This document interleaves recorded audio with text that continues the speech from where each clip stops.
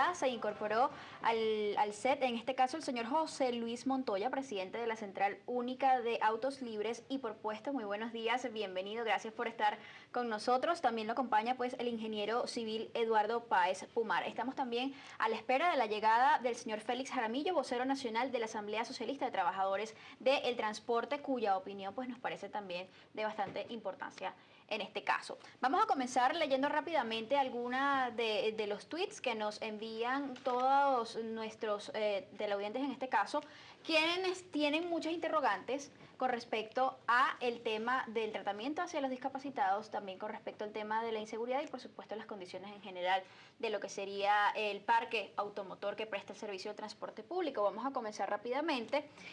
Mariani Linares dice: el transporte público en términos generales no cuenta con acceso a personas con discapacidad. Somos parte de una misma sociedad, dice ella. Por su parte, ella también acota, en este caso, principal y mayor problema de las personas con discapacidad es el traslado, porque el transporte no está adaptado para el acceso. Esto pues reseñaba en este caso el ingeniero Páez Pumar hace pocos minutos, que ya hay unidades de transporte, sobre todo estas que pertenecen a estos sistemas de transporte masivos, que sí cuentan con este acceso a las personas con discapacidad. Arnold por su parte dice: no es solo común, sino normal que tres sujetos armados, en este caso, se monten a desvalijar a todos, a golpearlos en una camioneta de pasajeros. Es una de las grandes interrogantes o de las grandes inquietudes de los usuarios, el tema de la inseguridad. Julio José dice también: aquí se perdió el respeto por las leyes de tránsito. ¿Por qué en Chacao sí las respetan? Simple, porque la alcaldía la hace cumplir. Dice él. Otro de los participantes indica: es importante una norma que regule el volumen en los equipos de sonido también de las unidades de transporte. Estas son parte pues de las impresiones que comparten a esta hora quienes nos están observando a través de las pantallas de Globovisión, y que quisiéramos, señor Luis, en este caso señor José Luis, que nos comente cuál es su percepción con respecto a todas estas dudas, y que estamos seguros que ustedes también escuchan a diario por parte de los usuarios. Claro, muy buenos días a todos los usuarios, a todos los venezolanos, y gracias por esta invitación que nos hacen.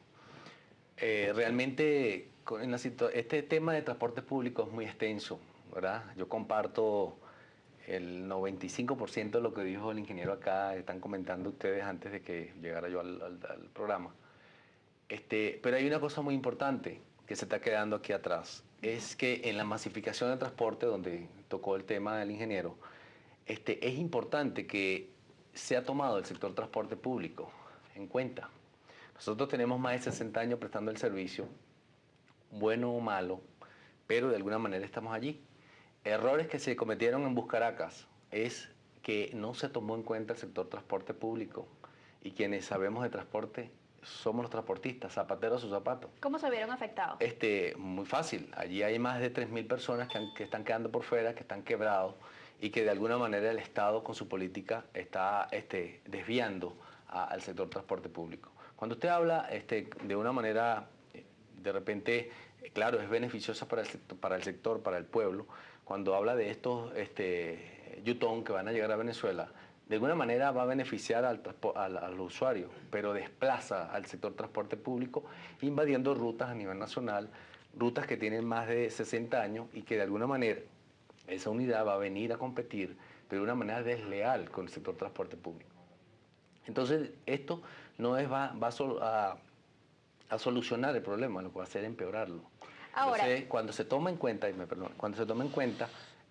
a los transportistas, pues se progresa. Caso particular, lo que decía el ingeniero en la anterior oportunidad, el caso Transchacao es una solución bárbara. De allí nace ahora Transmetrópoli, idea nuestra del sector transporte público de parte de la Central Única, y está de alguna manera dando mejor beneficio, y donde esas unidades de mayor capacidad, donde tienen equipos modernos, pues están ayudando a la movilidad. El problema que tenemos en la gran capital y en Venezuela es la movilidad, falta de políticas de Estado que se preocupen para ayudar a descongestionar las grandes ciudades en particular Caracas. Por ejemplo, en la entrada en Tazón, dura una unidad de transporte público solamente de Tazón al terminal 3 horas, de Maracaya a ahí 1 hora. Señor José Luis, hay un punto importante con respecto a eso que usted menciona, y es que precisamente la incorporación de nuevos sistemas de transporte quizás puede contribuir a lo que sería la saturación de las vías al contar con las líneas de transporte ya existentes y ahora incorporárseles estas nuevas unidades que pertenecen a estos sistemas de transporte masivo. La pregunta sería, ¿hasta qué punto es factible que estas líneas de transporte puedan, en todo caso, modificar sus rutas y atender a sectores de la población donde quizás el transporte público es muy escaso? No, realmente no es que sea escaso. La situación grave en el país, y hay que hablar con propiedad, es que en la actualidad tenemos falta de repuestos, escasez de repuestos, y comentábamos en estos días que el Estado le está debiendo a las personas que traen los repuestos a Venezuela, a las autopartes, más de 250 millones de dólares. O sea que la crisis en escasez de repuesto va a aumentar en estos primeros días. Además de ello, la escasez de unidades de transporte. 14 ensambladores existen en el país, de las cuales de autobús, de microbuses, de las cuales quedarán funcionando 6 o 7, las demás quebraron. Entonces, eso es una triste realidad que estamos viviendo en Venezuela, estamos viviendo los venezolanos. Aparte, los transportistas, el alto costo de las unidades, muy costosas, valen mucho dinero, y la escasez de unidades que no hay tampoco. Entonces, todos estos factores están influyendo en que el transporte está colapsando. Vamos a quedar así como Cuba. Vamos a cargar a los pasajeros con una carreta y un par de burros. Así vamos a quedar el transporte público. A propósito del anuncio de estos nuevos 55 sistemas de transporte que van a estar supliendo a ciudades próximamente como Maracaibo, La Victoria, Tejerías, Altos Mirandinos, Ciudad Caribia, entre otros, el ministro del Turudi decía que ya se encontraban en conversaciones con algunos propietarios de líneas de transporte para ver de qué manera el Estado venezolano pudiera contribuir o facilitar lo que sería la adquisición de nuevas unidades de transporte público. ¿Esto ha sido así? ¿Se han podido reunir los representantes del sector privado con el ministerio? Bueno,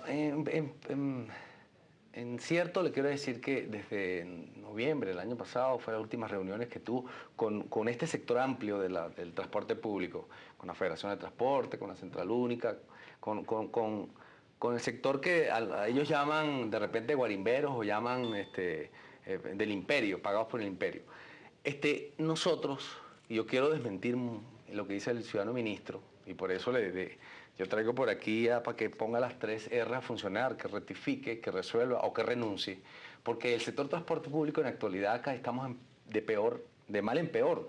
Además de eso, cuando él habla de esa situación, él no dice que eliminaron a Fontur, que es el Fondo Nacional de Transporte Urbano, creado en el año 81 por nosotros los transportistas, con una cuota de la gasolina, por cada litro de gasolina, una cuota para Fontur para modernizar la flota de transportes a nivel nacional, y ellos han eliminado paulativamente el Fondo Nacional de Transporte Urbano. O sea, no está hablando claro.